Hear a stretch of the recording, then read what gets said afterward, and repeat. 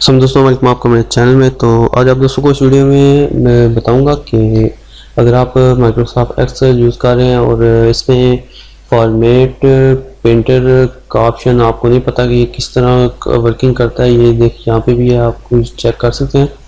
तो इसका काम ये होता है कि अगर एक जगह पे ये जैसे कि यहाँ पे ये अमाउंट में लिखी हुई है, इसमें जो फॉर्मेट लगा हुआ है वो आप दूसरे कॉलम में भी ऐड करना चाहते हैं, दूसरे सेल में भी, तो वो किस तरह करेंगे। यानी कि अगर ये तीन है, तीनों में अगर आपको यही फॉर्मेट ऐड करना है तो ये किस तरह आप करेंगे। तो ये फॉर्मेट सब में कॉपी करने के लिए जिसमें आप चाहते हैं, तो उसके लिए फंक्शन यूज़ होता है ये फंक्शन। और इसका तरीका ये है कि जिस जगह आपने ये कॉपी करना है उसको मार्क कर लीजिए। सबसे पहले जिस फॉर्मेट को आपने कॉपी करना है उसको उस पर क्लिक कीजिए। कॉपी क्लिक करने के बाद फॉर्मेट पे यहाँ पे आ जाए, फॉर्मेट पेंटर पे इस पर क्लिक कर दीजिए तो ये कॉपी हो जाएगा। इस तरह का आपको शो होगा और ये आइकन जो कर्सर हमारा है वो इस तरह शो होगा।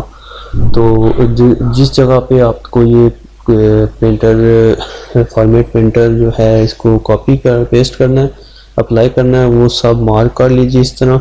और जैसे ही आप मार्क करके अपना लेफ़्ट क्लिक को जो है उसको छोड़ेंगे तो ये इस तरह कॉपी हो जाएगा। ये इस चीज़ से आप नहीं कर बनाना क्योंकि ये यहाँ पे अमाउंट क्योंकि बड़ी हो चुकी है, तो इसको हम थोड़ा सा ये देखें एक्सटेंड कर लेते हैं। तो ये देखें, तो ये अमाउंट हमारी वैसे सेम वैसे जैसे कि ये है वैसे ही ये अमाउंट की शक्ल में आ गया। तो जो फॉर्मेट यहाँ पे लगा हुआ था वो यहाँ पे फॉर्मेट अप्लाई हो चुका है। तो इस तरह आप भी मुख्तलिफ जो फॉर्मेट्स हैं वो किसी भी जगह पे फॉर्मेट्स को कॉपी करके उसे पेस्ट कर सकते हैं और जिस जगह आप जहाँ भी आप चाहें वहाँ पे इसको अप्लाई कर सकते हैं।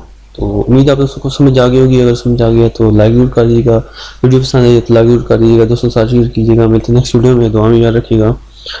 खुदा हाफिज़।